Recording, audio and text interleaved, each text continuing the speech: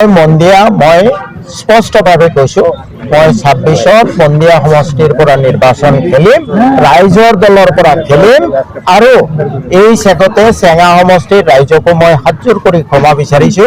মোৰ দৈহিক অৱস্থাৰ কাৰণে আপোনালোকৰ যথেষ্ট আকুল আহ্বান থকা সত্ত্বেও মই আপোনালোকৰ সমষ্টিত নিৰ্বাচন খেলিব নোৱাৰিলো। আপোনালোকে মোক মাফ কৰিব, কিন্তু মই কথা দিছো মন্দিয়া সমষ্টি মোৰ যদি হু চকু হয়, চেঙা সমষ্টি মোৰ বাও চকু হৈ থাকিব। দুয়োটা সমষ্টিৰ উন্নয়নৰ কাৰণে মই যত্ন কৰিম। বিধানসভাত ক'লে যদি কামবোৰ হৈ গ'লেহেঁতেন আমাৰতো এই জনীয়া সমষ্টি সোণৰ হ'লহেঁতেন ভাই, সোণৰ নহ'লহেঁতেন। তেওঁতো শিক্ষাৰ বিষয়ত সদায় কৈ থাকে টিচাৰ আছে দেই আপোনাৰ সমষ্টিত। বিধানসভাত ক'লেই নহয় ভাই, এটা এটা কাম কৰিবলৈ ভৰিৰ জোতা ক্ষয় কৰিব লাগে।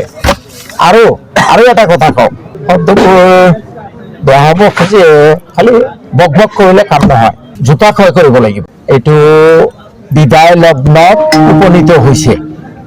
বোধহয় এই নিৰ্বাচনত এটা দুটা চিট পাই তাৰ পিছত হয়তো দলটো মাৰ্জ হৈ যাব। হতাশাগ্ৰস্ত হৈ থাকিলে মানুহে বিভিন্ন কথা কৈ থাকে, আমি তেওঁলোকক পাৰিলে অলপ সান্তনা দিব লাগে, তেওঁলোকৰ কথাৰ প্ৰতি আমি কোনো আকেশমূলকভাৱে ল'ব নালাগে। মই সেই সান্তনাৰ বাণীয়ে ছটিয়াইছোঁ যে আপোনালোকে হতাশ হোৱাৰ দৰকাৰ নাই। কৰ্মৰ ওপৰত ভিত্তি কৰি ফল মানুহে লাভ কৰে আৰু আল্লাহ তালা ভগৱান আছে, তেওঁ যিটো কৰিবলগীয়া আছে কৰিব। গতিকে দলটো যিটো বিচ্ছিন্ন হোৱাৰ উপক্ৰম আল্লাহ তালাই যদি বিচাৰিছে, হতাশ হৈ গালি পাৰি মিছা প্ৰচাৰ কৰি ৰখাব নোৱাৰিব।